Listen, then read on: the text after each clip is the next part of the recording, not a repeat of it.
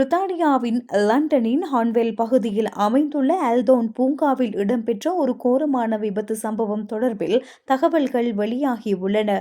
பூங்காவில் உள்ள நீரில் மூழ்கி தத்தளித்த 34 வயதுடைய தாய் மற்றும் 7 வயதுடைய அவரது மகன் ஆகிய இருவர் சிகிச்சை பலனின்றி மரணித்து உள்ளனர்.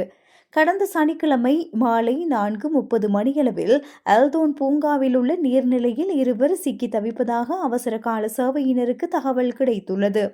இதனையடுத்து லண்டன் தீயணைப்பு படை மற்றும் மருத்துவ குழுவினர் சம்பவ இடத்திற்கு விரைந்து சென்று இவர்களை மீட்டுள்ளனர். இருப்பினும் அவர்கள் இருவரும் சம்பவ இடத்திலேயே உயிரிழந்து விட்டதாக உறுதிப்படுத்தப்பட்டது. இந்த சம்பவம் தொடர்பாக விசாரணை நடத்திய மெட்ரோபாலிட்டன் போலீசார் உயிரிழந்தவர்கள் தாயும் மகனும் என்பதை உறுதிப்படுத்தியுள்ளனர். இது ஒரு திட்டமிட்ட குற்றச்செயல் அல்ல என்றும் எதிர்பாராத விதமாக இடம்பெற்ற ஒரு மிக மோசமான விபத்து என்றும் போலீசார் தெரிவித்துள்ளனர். உயிரிழந்தவர்களின் உடல்கள் முறையாக அடையாளம் காணப்பட்ட போதிலும் அவர்களது குடும்பத்தினருக்கு தகவல் தெரிவிக்கும் வரை அவர்களது பெயர்களை வெளியிட போலீசார் மறுத்துவிட்டனர்.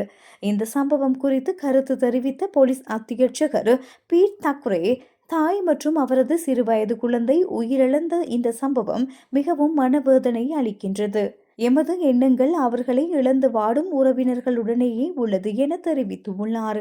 மேலும் இந்த இக்கட்டான சூழலில் அவர்களை காப்பாற்ற முயன்ற பொதுமக்களுக்கும் முதலுதவி குழுவினருக்கும் அவர் தனது நன்றிகளை தெரிவித்துள்ளார்.